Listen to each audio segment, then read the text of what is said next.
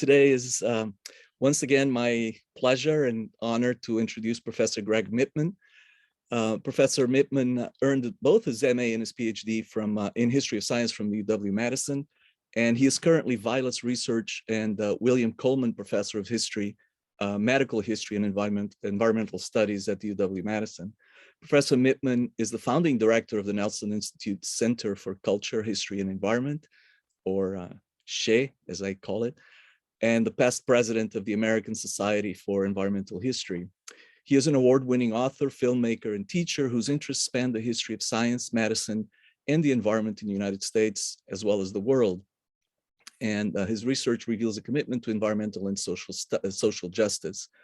It has been, his research, that is, has been supported by fellowships from the Alexander von Humboldt Foundation, the American Council of Learned Societies, the John S. Guggenheim Memorial Foundation, Carnegie Corporation, Rachel Carson, and several others. Professor Mittman has co-produced and co-directed with Sarita Siegel 2 documentaries, one from 2015, In the Shadow of Ebola, which is an intimate portrait of the Ebola outbreak in Liberia, and the second from 2016 called The Land Beneath Our Feet. It's a documentary on history, memory, and land rights in Liberia. The Land Beneath Our Feet is the recipient of 4 awards for Best Documentary, Best Directors, and Best Use of Archival Footage. Professor Mittman has also published 3 books I had, because the 4th one hadn't come out, but I think it's 4 books, and I'll talk about the 4th one in a little bit. So the most recent, before the one that just came out, it is Breathing Space, New Allergies Shape, Breathing Space, How Allergies Shape Our Lives and Landscapes, from Yale University Press, 2017. It won the 2012 William H. Welch Medal from the American Association for the History of Medicine, and an Outstanding Achievement Award from the Wisconsin Library Association in 2008. Real Nature, real spelled R-E-E-L, America's Romance with Wildlife on Film, from Harvard University Press, 1999. And this too was the winner, a prize-winning book. It won the 2000 Watson Davis and Helen Miles Davis Prize from the History of Science Society. His first book, The State of Nature, Ecology, Community, and American Social Thought, 1900 to 1950, was published by the University of Chicago Press in 1992, and it also received an award, the 1994 Gustav Arlt Award in the Humanities from the Council of Graduate Schools. In addition, he has authored over 30 articles and book chapters and co-edited 4 volumes of essays on modern pandemics, anthropomorphism, film, photography, and the scientific record, as well as the Anthropocene.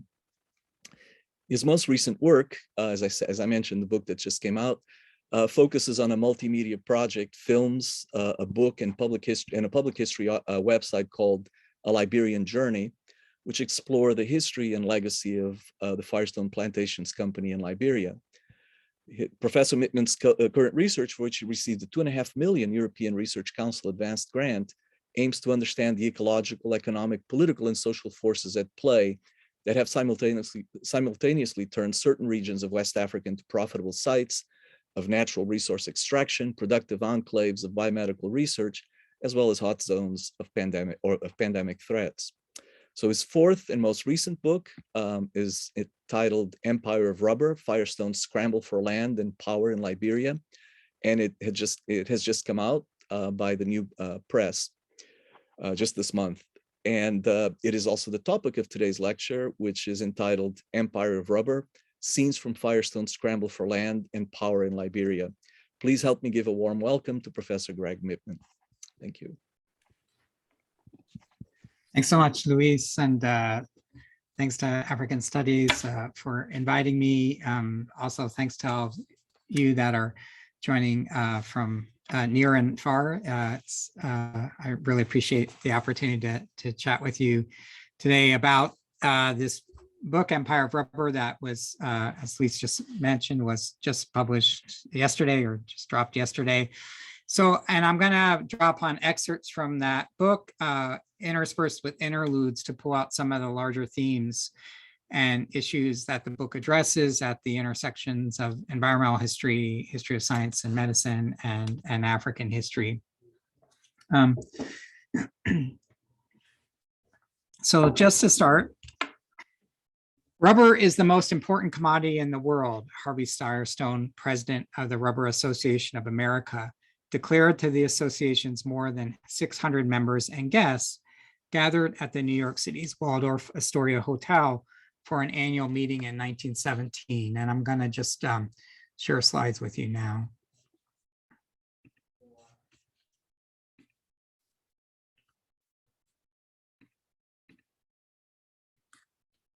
And can everyone see these okay?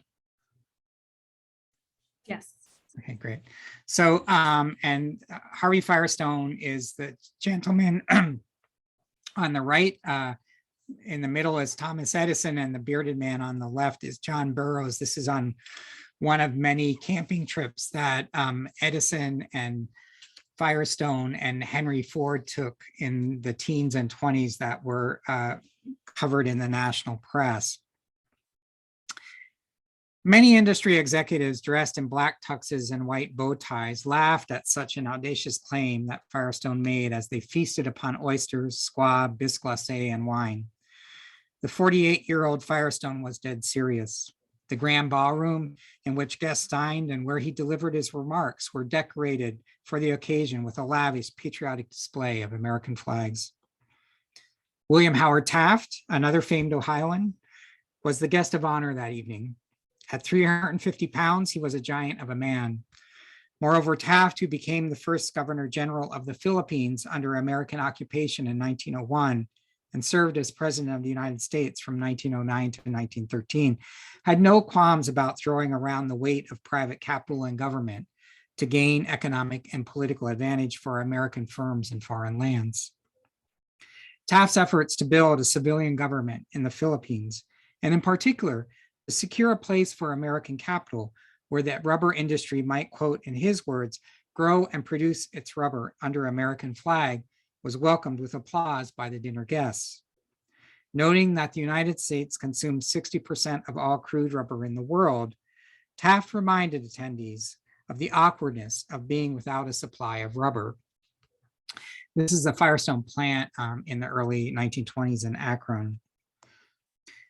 The increase in the demand for rubber, he observed, emphasizes our greater dependence upon tropical products and the greater necessity for the improvement of conditions of life and business and government in tropical countries. Firestone couldn't have asked for a speech more in keeping with where his own thoughts had begun to turn. So opens the first chapter of Empire of Rubber. The book offers a story of how a behemoth American company on a nationalist mission of profit, robed in beneficence, negotiated, maneuvered, and bullied its way into what was then one of only two sovereign Black nations on the African continent. Stepping outside America helps to make visible the structures of white privilege and power, buttressed by science and medicine, that drove the march of American capitalism and empire across the globe. But the story of Firestone in Liberia is more than a story of the white supremacy and racial capitalism that powered an American family dynasty for more than half a century. It is also a history of contestation, complicity, and resistance. The leaders of a struggling Black republic maneuvered to hold their ground to save Liberia from becoming an American protectorate. From across the African diaspora, Black activists, writers, scientists, diplomats, and business people rallied to support or oppose the experiment that was Firestone in Liberia. Could the plantation free itself from the violence of land dispossession, racial exploitation, and unfree labor that shaped its history in the Atlantic world? Could American capital be trusted to respect the rights of a sovereign Black nation and its people in an imperial and colonial world? Would Firestone prove to be an angel or a devil to Liberia? Such questions swirled around the promise Harvey Firestone Sr. made to build in Liberia a modern industrial plantation that would bring great benefits to the country and its people. These questions remain today. So, scene one.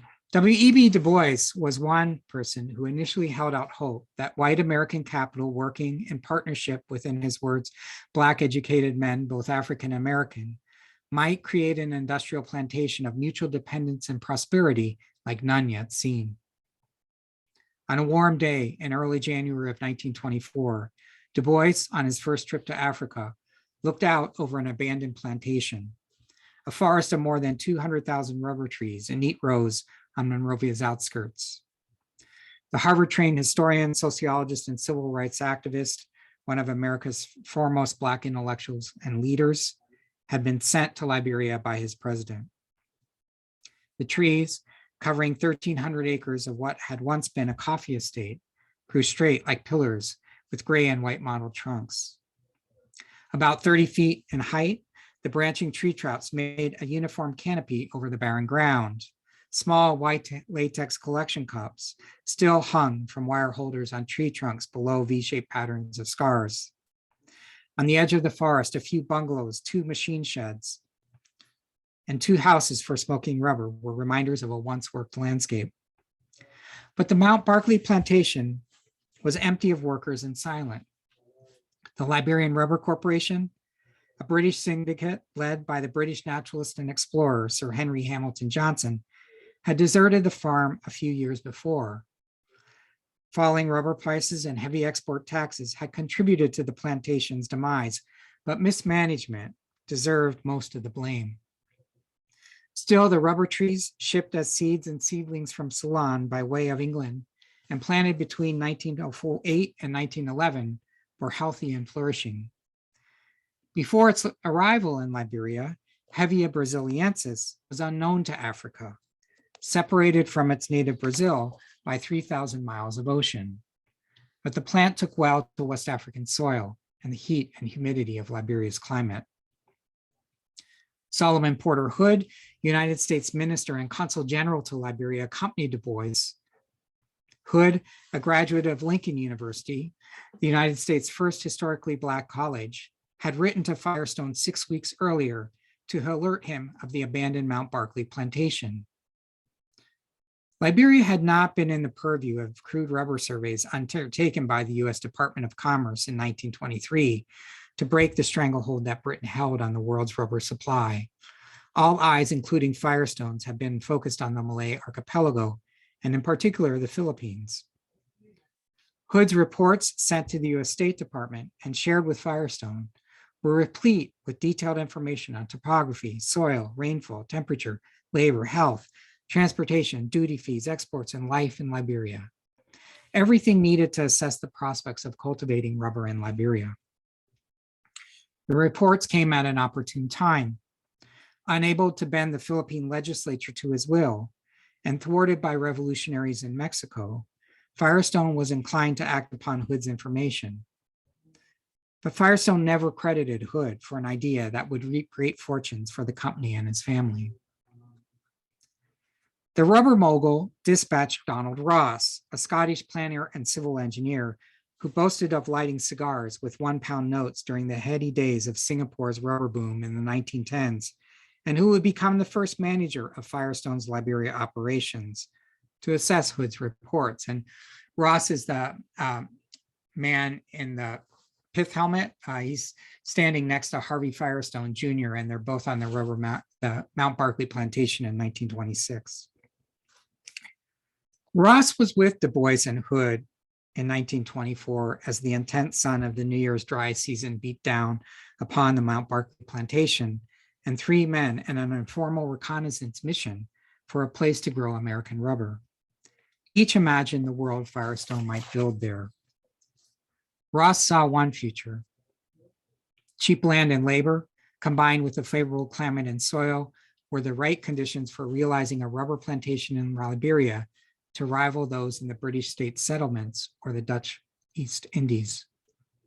An American rubber empire planted on Liberian soil promised to reap immense financial rewards for Firestone and the white planters like Ross the company had set out to employ. Du Bois and Hood saw a different future. In the struggles and solidarity of African peoples and those of African descent throughout the world, Du Bois and Hood saw in Liberia hope. The West African Republic may have occupied only 43,000 square miles on a vast continent of nearly 12 million square miles. But as one of only 2 sovereign Black nations in Africa, its symbolic importance was large. And this is a map West Africa in 1926, and it shows you how Liberia was surrounded by colonial territories.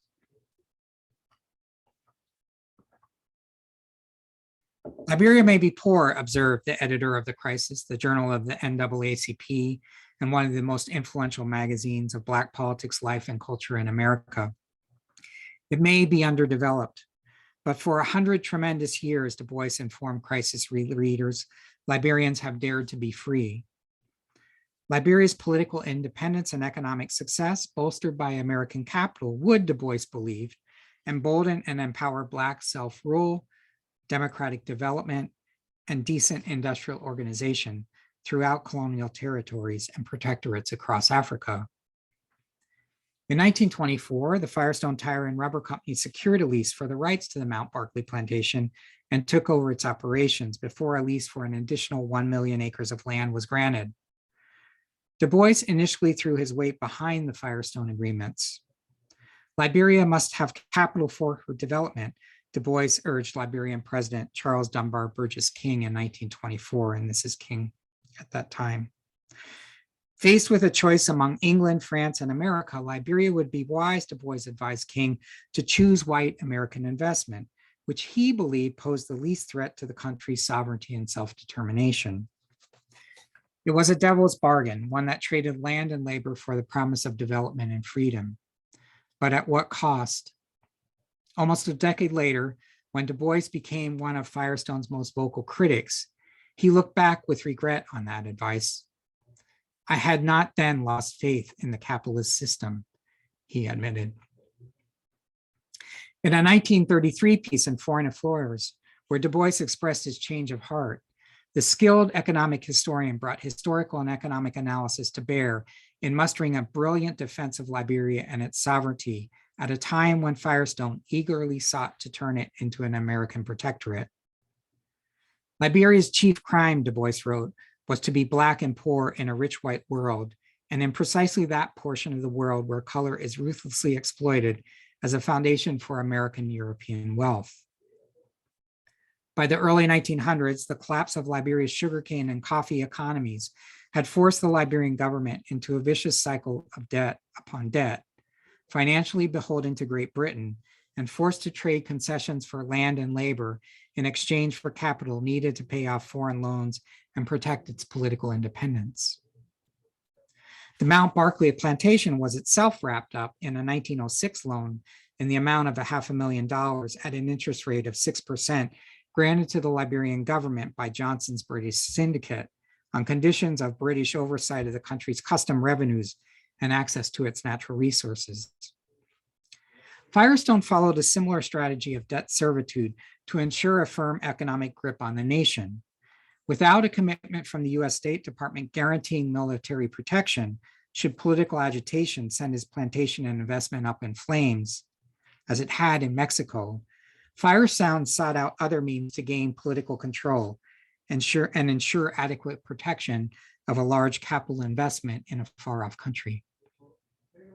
To the initial planning agreements granting Firestone land and labor in exchange for a tax rate of 6 cents per acre on leased land payable to the Liberian government, Firestone added a provision requiring the West African nation to accept a $5 million loan from the Finance Corporation of America.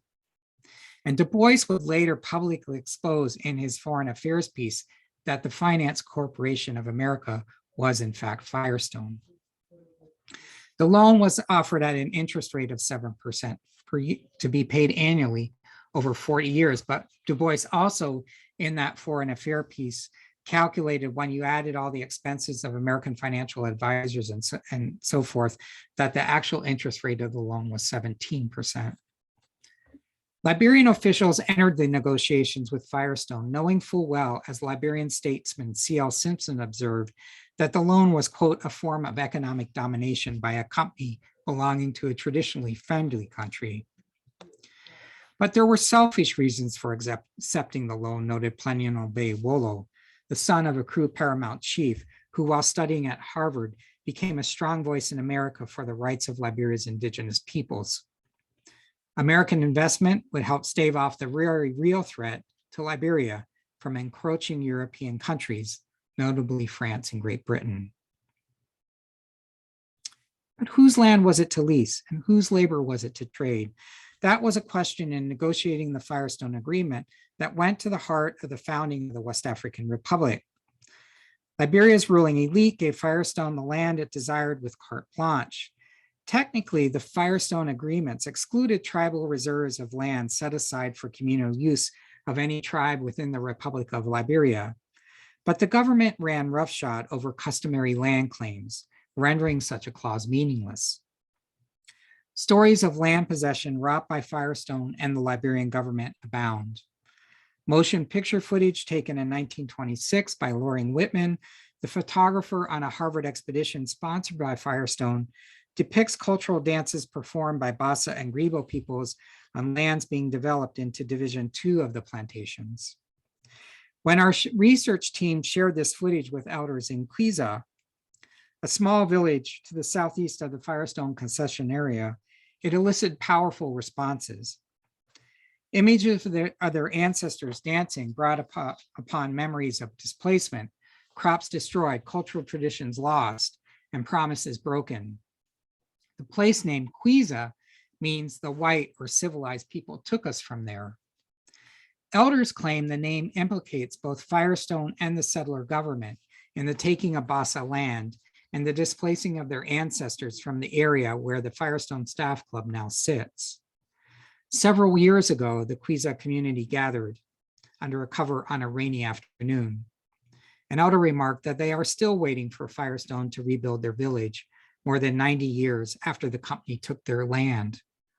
Laughter erupted. The joke cuts to the bone with the pain of past deeds that destroyed intimate relationships with the land. And I'm now going to jump forward a decade to another scene on the plantations.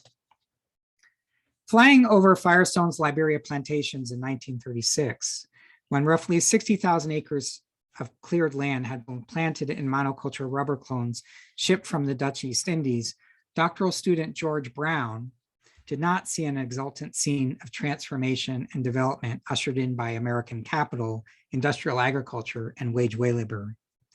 He saw, quote, an undesirable monopoly over the most valuable industrial territory in the country. He saw here and there an African village completely surrounded by the rubber forests. He saw communities adapting indigenous economies to meet living conditions in a forest no longer ripe with palms, coffee, cocoa, wild game, bamboo, cottonwoods, woods for canoes, and herbs for ceremonial and medicinal purposes. He saw low-wage employment, driving young people to the city or the plantation. In short, he saw violence wrought by the extraction of land and labor by a Western economic system alien to the spirit, philosophy, and benefits that he argued animated the economies and communal labors of Liberia's indigenous peoples. And this is just a photo of the extent of the fires that Firestone lit to clear the plantations. And you can see the scale. You can see in the left middle is a tiny house. So you can kind of see the scale of these fires. Intellectual curiosity and structural racism shaped Brown's peripatetic life. Born in 1900 in Missouri, Brown grew up in Kentucky, where his family moved after his father, a Methodist pastor, narrowly escaped lynching for defending his wife from the taunts and sexual advances of a group of white men. When Brown was 16, his family moved again to Cleveland, once an important stop on the Underground Railroad. When he was 17, the young man set off for Howard University in Washington, D.C. There, he became an understudy to Carter Woodson, who had founded the Journal of Negro History in 1916. No one influenced Brown's early intellectual life more than Woodson. Brown absorbed his mentor's passion for using historical social science tools to document, record, and interpret the past and present experience of Black people across the African diaspora. Like Woodson, Brown used those findings to combat scientific racism and white oppression. Brown's physical journey to Liberia was not direct, and neither was his ideological one, which resulted in a political awakening to imperial aggression and racial oppression operating through the global economy. In both cases, the path led not through America, but to London. In 1934, he enrolled in a PhD program at the London School of Economics, taking graduate courses in anthropology, economics, and history. In the 1930s, London became a vibrant center of Black internationalism and anti-colonial thought. Brown attended gatherings of the League of Colored Peoples, founded in London in the early 1930s by Jamaican physician Harold Moody, to promote unity and welfare among all peoples of African descent. There he met renowned Black intellectuals, activists, and performers who were united in opposing the racial order of capitalism and empire. Men like Jomo Kenyatta, who would help lead his country to independence from British colonial rule and become Kenya's first president, and Trinidadian historian C.L.R. James, then formulating groundbreaking work on the Haitian Revolution and the history of Black resistance movements. In this intellectual ferment, Brown renewed his close friendship with singer and actor Paul Robeson and his wife Islanda, both of whom shared his commitment to labor rights and socialist causes. At the LSE, Brown interacted with an international cadre of Afro-Caribbean, and African-American graduate students. They shared experiences and ideas and challenged and confronted the colonial perspectives and institutions of their white professors. The tools of anthropology, economics, and history used to buttress empire and white supremacy were taken up by students of African descent, and as LSE anthropologist Bronislaw Malinowski said, turned into weapons against us, that is, against European colonists and oppressors. In the autumn of 1935, as Italian troops invaded Ethiopia, sparking anti-imperial and anti-racist critiques among Black intellectuals, Brown left for Liberia. Liberia was, thanks to the masterful diplomatic skills of its president, Edwin J. Barclay, the one country on the African continent that had not fallen to Western imperial conquest. Barclay had successfully fended off efforts by Firestone to use a League of Nations investigation into forced labor and slavery in Liberia in the early 1930s to turn the country into an American protectorate. This is a photo in 1929 of Thomas Edison's 82nd birthday with Firestone, Edison, Henry Ford, and Herbert Hoover, who was just about to assume the presidency of the US at a moment when Firestone was trying to use his influence in the Republican Party to turn Liberia into an American protectorate, which was successfully thwarted by Barclay. Writing from his position as head of history and political science at Lincoln University in Pennsylvania, future Nigerian president Nnamdi Azikiwe looked to Liberia in 1934 as, quote, the nucleus of a Black hegemony, where the hope of an African civilization, emphasizing African ideals of hospitality, of friendliness, of honesty, of truth, of justice, and of the brotherhood of man might be realized, in Azikiwe's words. Brown, armed with a Kodak camera, steeped in anthropology and history, and energized by anti-colonialist and socialist struggles, as well as supported financially by Paul and S.C. Robeson, traveled to Liberia in search of not Western, but African values and ideals. Brown's interest in the exchange relations of indigenous economies took him to Liberia. As part of his doctoral dissertation research, he combined the participant observation methods of economic anthropology taught by Malinowski with the historian's penchant and quest for archives and documents. He sought to understand the different economies at work on the Firestone concession within Liberia's settler society and among Liberia's rural indigenous population. Among the Gola and Vai people in the Liberia's Western District, Brown observed even then the reach and influence of the embryonic Firestone plantations roughly 200 miles south. When someone from a remote village asked for permission to build a hut, the local chief asked, which stranger are you, rubber stranger or cotton tree stranger? The question was meant to elicit whether the stranger was someone who comes soon, goes soon, like rubber, or would, as symbolized by the sacred cotton tree, put down roots and become part of the community. Brown keenly observed the activities of life in Liberia's hinterland. He wanted to understand how different forms of exchange, of land, of goods, of labor, structured social interactions and meanings within and among communities. Through his interactions among the Vai and Gola peoples, Brown came to understand the central place of land in the meanings, values, and social relations that shaped rural Liberian life. Brown sought to document a communal set of relationships among people, non-human others, and land that fostered ways of being and values not readily subsumed by industrial capitalism.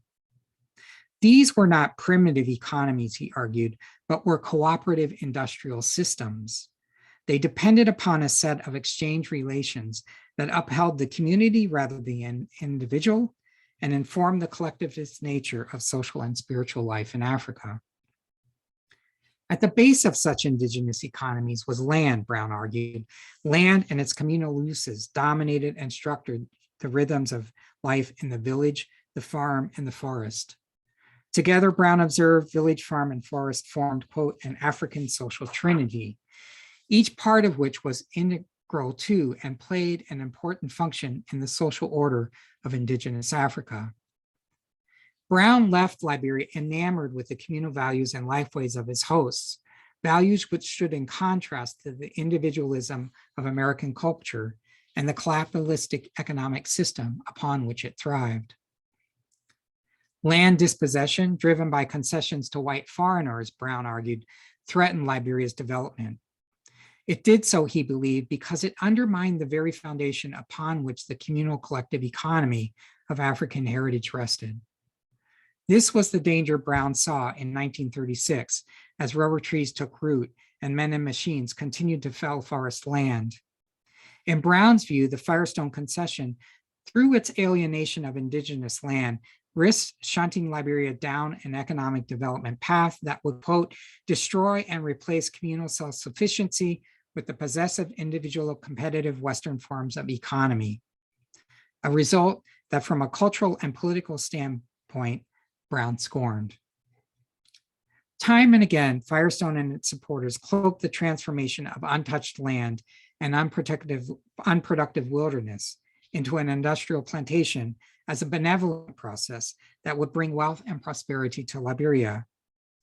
American missionaries, philanthropists, and scientists had imposed Western values related to work, productivity, and land use, buttressed by scientific ideas of service to capital, to justify the Firestone enterprise. Brown utilized the social sciences to instead question and challenge Western economic assumptions and ideals. No land was vacant, no land was wasteland in the economic system of the indigenous Liberian Africans, Brown wrote. Categorizing land as wilderness or wasteland was a Western imposition that aided land dispossession. Such land alienation was well underway, visible by airplane or car along a road reaching from Kakata to Banga, referred to today as Liberia's Rubber Corridor. In his book, The Economic History of Liberia, first titled Black Communism, White Concessions, Brown argued, and I quote, that the parasitic capitalism of Liberia's ruling elite and the financial exploitation of the American and European industrialists fed upon Liberia's indigenous economies and the land and labor that sustained them. Would, as Brown hoped, a modified form of African self-sufficiency carried out by all citizens of Liberia take hold under Liberian President Barclay's push for agricultural diversification and development of the country's resources in defiance of Firestone? Or would a species of tree native to the Amazonian rainforest deepen and expand a plantation economy beneficial to some, but parasitic to others on African soil in the transformation of life into the capital? Now I'm going to switch to the final scene. World War II proved a boon to the Firestone Tire and Rubber Company, as its rubber plantations in Liberia took on strategic importance in a world at war. And this is taken in 1943. on a American military base camp just outside the Firestone plantations in Liberia with Franklin Delano Roosevelt and Edwin Barclay. It was the first time a sitting US president stepped foot on African soil. When in December of 1941, the Japanese military bombed Pearl Harbor and began its sweep across the Malay Peninsula, the United States' worst fears were realized. In a matter of weeks, a region that supplied 90% of the world's natural rubber supply had fallen to the Axis powers. Suddenly, Liberia, one of the remaining strongholds of Allied natural rubber production, became critical to American economic and military interests. Wartime demands for rubber helped to lock in place a set of relationships between Liberia and the US, between white managers and Black laborers, and between humans and the natural environment in this small West African nation that had emerged as a pivotal place in the wartime global economy. The intimate relations forged on the plantations among people, trees, parasites, chemicals, and machines brought benefits and burdens that differentially affected lives in ways that reveal the racial logics and values of Firestone's corporate culture. Roughly $3 of every $4 made in Liberia found its way to Firestone's parent company in the United States, which amounted to close to $500 million in profits between 1944 and 1971.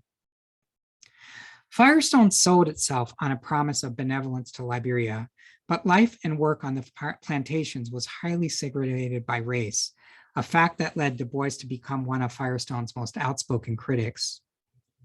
At their peak in the late 1940s, the Firestone plantations employed approximately 30,000 Liberians, the majority of whom were tappers, earning 18 cents per day, supervised by roughly 125 white managers. The racial geographies visible on the 200 square mile enclave and embedded in the structure and management of the plantation workforce were greatly shaped by the racial attitudes of an American company in town. Akron, the center of American rubber manufacturing, was home to one of the largest centers of the Ku Klux Klan north of the Mason-Dixon line. On the Firestone plantations in Liberia, housing and healthcare for white management, this is white management housing, and Black laborers, this is Liberian labor housing, was segregated. Medical surveillance of and drug testing on workers' bodies was routine. Planters Punch, the newsletter of the white-only Firestone Overseas Club, was replete with racist characters and jokes, demeaning of Liberians upon whose land and labor company profits were made. And this is the golf course behind the Firestone Staff Club, again, which was available only to whites.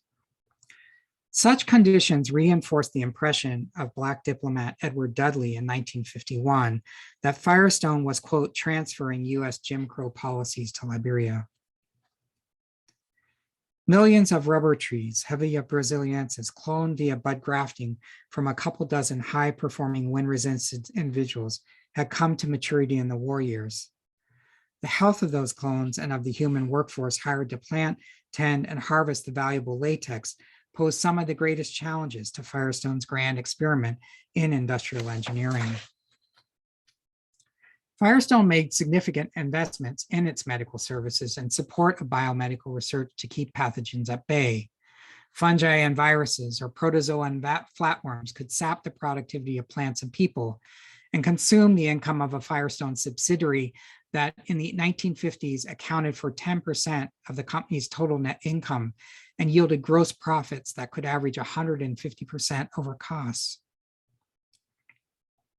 Its Harpel Plantation Hospital grew from 60 beds in 1940 to 167 beds in 1959. For some workers, the free medical care that Firestone provided employees was a benefit that outweighed trifling wages. If you or your child was sick, you took them to the Firestone Hospital for free treatment, remembered Siawa Gay, who bore 10 children on the plantation. So the little money we were making was big in our eyes because Firestone was taking care of us and our children even during illness, she told me. In a country where maternal mortality rates still rank among the highest in the world, access to the Firestone's maternity services could be a real draw. Throughout its history, the Firestone Plantations Company promoted its investment in medical care and research to advertise its goodwill and humanitarian intentions toward Liberia. Behind the company's slick advertising campaign was a darker reality. Healthcare, like much of life on the Firestone plantations, was deeply segregated. Black patients, except when in need of surgery, were confined to the Firestone Hospital's ground floor ward. But the existence of a color bar in Firestone's Harvell Hospital merely scratched the surface of how the company differentially treated and valued Black and white bodies on its plantations. In 1931, Firestone physician Justice Rice, along with an extended team, conducted the first clinical trial on the plantations, testing the IG Farben anti-malaria drug plasmoquine on men, women, and children living in 5 Firestone Division camps. Despite its widely assumed highly toxic side effects, the medical team reported no harmful results. The promising results they obtained shaped the medical regimen that Firestone adopted to manage life on the plantations in the war and post-war years, a regimen that understood how the health of white employees took precedent over those of Liberian laborers. Domestic workers, the company advised, posed the greatest health threat to white foreign staff. House servants constitute a reservoir from which the mosquito frequently transfers malaria to the employer, a 1941 Firestone Operations Manual warned. The company insisted that staff ensure servants' compliance. Servants were to take with their evening meal a daily dose of quinoplasmoquine, a mix of plasmoquine and quinine, and to be examined periodically for evidence of contagious infections and venereal disease. Daily chemical cleansing of the blood of Black servant bodies with plasmoquine, a drug whose routine use was considered to be ill-advised by the Office of the Surgeon General of the U.S. Army, subjected Liberian domestic workers to long-term exposures solely for the protection of white personnel.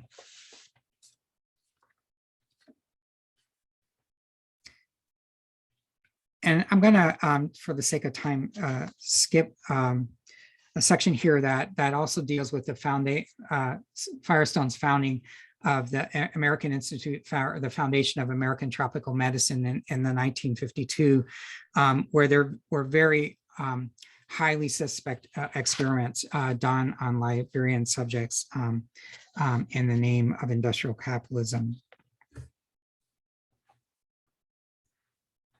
Such investigations, both on and off Firestone plantations, demonstrated the callous disregard with which Western biomedical research, in the past and present, subjected people of African descent to experimental exploitation and inequitable medical treatment. Born of plantation slavery, this disturbing legacy endured in the medical services provided by Firestone in the name of welfare capitalism, and then the scientific racism and racial inequalities of American healthcare. And I'm just going to wrap up here. In a 2013 report published by the U.S. National Academy of Sciences, the authors described the wave of transnational land acquisitions across the last decade by foreign investors in sub-Saharan Africa and other regions across the globe as a new form of colonialism. The case of land grabs in Liberia raises the question, sorry, I'll skip through here, what is new? And this is a new concession established in 2009 for a 500,000 acre oil palm concession built on a previous rubber concession in Liberia. As Charlene Mallet argues, land grabbing can only be conceptualized as a new or novel if scholars continue to ignore enduring racial logics and accompanying racial discourses embedded in natural resource conflicts.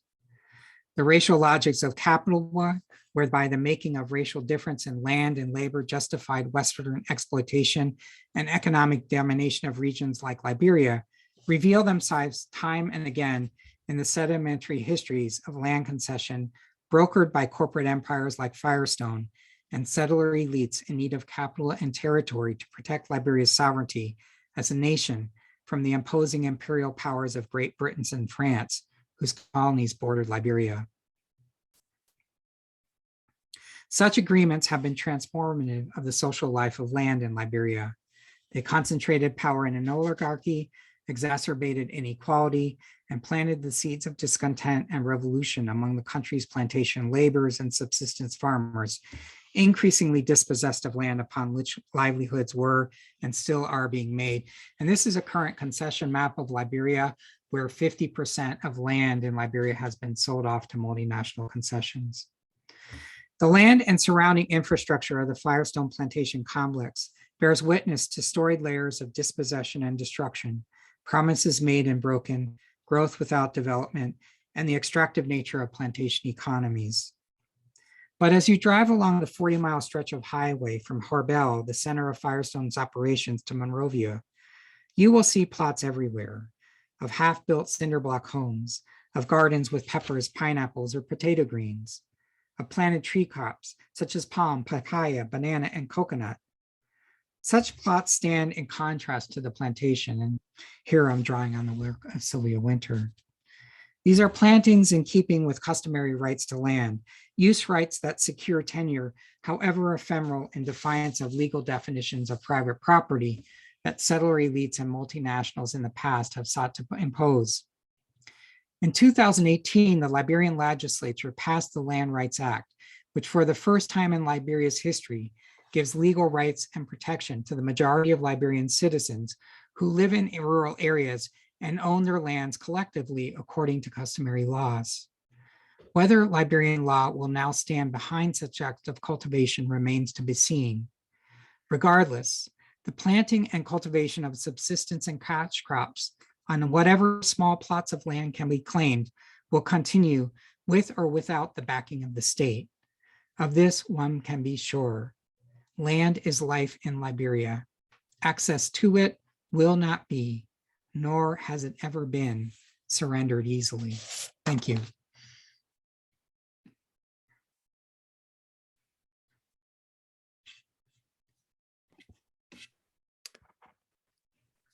Thank you so much, Greg. This was really fascinating. I think it's an especially compelling situation that you've described in detail, because I think, you know, as you showed, that it has elements of colonialism, so it sort of harks back to the colonial past and reproduces a lot of colonial structures, but it also looks forward to neocolonialism, right? Because I mean, even though it's 3 decades before many African countries became independent, roughly, it does anticipate so many neocolonial relations and aspects of neocolonial relations. So I'm looking forward to questions, and please either type them in the chat. I'll try to look for them as they come in. If anybody would like to ask questions, comment on what you've just heard, please go ahead.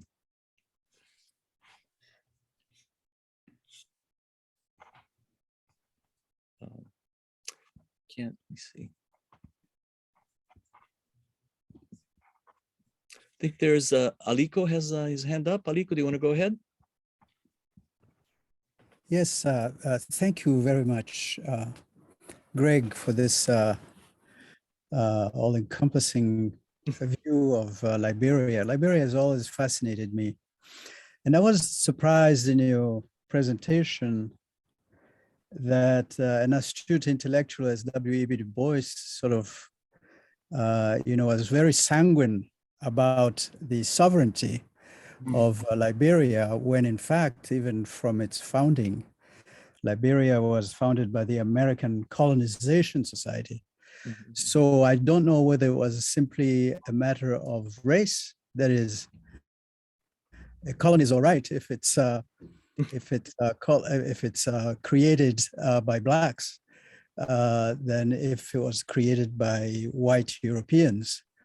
But in fact, many of the practices are the same. And in addition, as you did say, it brought in, American racial practices or racist practices. So I wonder if you could tie that in to the violent revolution then of Samuel Doe that brought Samuel Doe to power.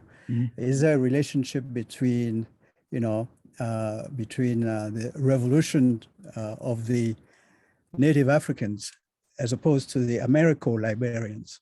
Yes. Yeah, thank you, Liko. It's a wonderful question. You know, at the time when Du Bois goes there in 24, and he's coming off a Pan-African conference. I think that at that moment that he saw, it was also the moment when Garvey was trying to establish his Back to Africa movement, and frankly, and Du Bois really and threw Garvey under the bus there, and really favored, threw his weight behind Firestone and white capital over Garvey, because when he did the numbers, he just, I think, didn't see how Black capital could be sufficient to get Liberia out of its foreign debt, which so jeopardized its sovereignty. One of the things that is, though, is that he was pretty blind to was the intersectionality of class and race in Liberia. He never went to the interior.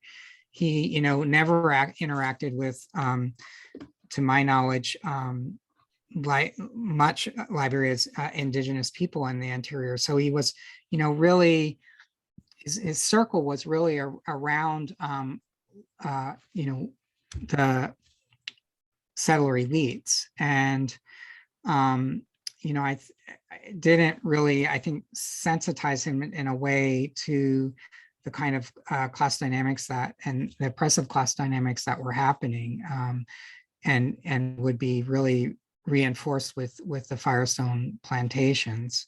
As I said, by 33, he became a really, really harsh critic of Firestone, and lamented that he had, initially thrown his support behind it. Certainly the Doe, take over. It's the first time when Doe comes to power, the first time that an indigenous Liberian comes to power. And one of the things that Doe says when he assumes power is that we finally become masters of the plantation. That shows the way, I think, in which, as I argue in the book, that the history of Liberia is one that is interwoven with the history of the plantation and all its in many, many aspects. And certainly the kinds of wealth inequalities that the Firestone plantations created between settler elites and the working class certainly contributed, I think, to that revolution. Thank you. Any other questions or comments or hands raised? I have one. I hope it's not too much in the weeds, but as you were talking about Firestone and Addison and all these sort of barons meeting at this time in the 20s. I was thinking of, I'm sure you know this situation better than I do, but Fordlandia, Ford's own venture in Brazil, I think 2 years later, around 1928. In fact, the Brazilian avant-garde artist coined a term, which I think is referring to what Ford was trying to do in Brazil. And the term in Portuguese is forder, and Brazil was fordido. I think there's probably only one person in the audience who gets forder is the F word in Portuguese. So okay. Brazil is fordido. It's like Brazil is effed. So I was just wondering if you had any information or if you came across any archival data that connects those two ventures, if there was sort of some cross-fertilization. And I see that Neil had his hand up, so I'll let him ask the question after you answer as briefly as you want. Yeah, absolutely. I mean, Ford and Firestone and Edison were a triumvirate trying to guarantee American rubber independence. So Edison was investing in research on American plants that could produce latex. Ford went to Brazil. Firestone went to Liberia. Only Firestone was successful because one of the things that Ford stumbled upon was, and you can't grow rubber plantation style in Brazil because of a fungus that exists there, which does not exist in Liberia and did not exist in Southeast Asia. And Firestone relied much more on American science and medical expertise than Ford did as well, which I think also accounts for his success in being able to do that. But the three of them were very close friends. They were on these camping trips every summer together. And they, in the 1920s were embarked on this campaign of American rubber independence. Okay. Thank you. Neil has a question, I think. I had his hand up. Neil, go ahead, please. Yeah, thanks, Luis. Thanks, Greg, for that great presentation. I want to come back to the map you showed of West Africa at the time. You don't have to bring it up, but I was just it sort of further reinforced the unusual nature of the situation in Liberia in a visual form. I'm wondering if you could just help situate this a little bit more for us by just commenting briefly on the relationship between sort of Firestone and other Americans and other colonial officials, French and British, on the one hand. In other words, situate Liberia in the context of colonialism in West Africa at the time, and also vis-a-vis sort of Liberians vis-a-vis their African neighbors. Was there movement across these borders? Was there conversation about what was happening? Were there efforts to move? Would Liberians at one point view neighboring colonies as a better option than working on a plantation in Liberia itself? I'm just trying to sort of wrap my head around what colonialism might have looked like for someone living in Liberia at the time, given that they weren't living necessarily in a formal colony. Sure. So yeah, a number of dimensions to that. I mean, Liberia's most important trading partner had been Germany. And so one of the things that happened is in World War I, when Liberia became part of, the Allies against Germany, it had severe economic consequences, financial consequences, and sent it further into debt. And that's when, and it approached the US government for a loan to pay off its debt to Britain. So because Britain was kind of always breathing down its neck, and it was indebted to Britain, and it was always both Britain and France were eroding on Liberian territories. So there was further, encroachment that was happening. In terms of, yeah, I mean, so, one of the things that happens in which Firestone tries to use it, and there's some, I think there's very good evidence that Firestone helped instigate a League of Nations investigation in 1929 into slavery and forced labor in Liberia. So one of the things that the Liberian government did as a revenue generating scheme was they contracted out labor to the cocoa plantations on Fernando Po. And there was a quota system that was set. It led to a lot of abuses, and the League of Nations and launched this investigation. But really, the main reason was because that Firestone far overestimated the amount of labor that would be available to him, and found labor in short supply, and he really used that to try and turn Liberia, as I said, into an American protectorate. He was very hostile against the British because the British controlled the rubber supply, and was adamant that in the whatever agreement was created in response to this League of Nations investigation, that it be all American advisors, not any British or French. In terms of the movement back and forth, yeah, I mean, as you know, those borders are still very fluid. People are going across those borders all the time. Interestingly, I think in the the first labor strikes happened on the plantation in 1950. And, you know, Tubman would always blame outside agitators from Ghana or neighboring countries as instigating labor resistance on the plantations, as though this was coming from outside influence. I mean, hard to know about that. I mean, I think there's plenty of abilities to organize on the plantations themselves in this period of strikes from the 1950s and into the early 60s. But one of the, you know, Luis mentioned the kind of neo-colonialism, and one of the things that you see by the 1960s with you know, Africa liberation movements is that you get a strong youth movement in Liberia, very much in solidarity with neighboring nations, pushing back against what was very much recognized as Liberia as a neo-colonial stronghold. Well, thank you again for everyone who asked questions. We are officially out of time. If there is somebody who has a burning question that they'd like to ask, I think I will take one more. If not, I will thank our guest for a fascinating and really interesting talk. And I think it's a very good marketing ploy to buy the book, because yeah, this is really interesting stuff. So thank you so much. And thank you. Thanks, everyone. yeah, bye-bye.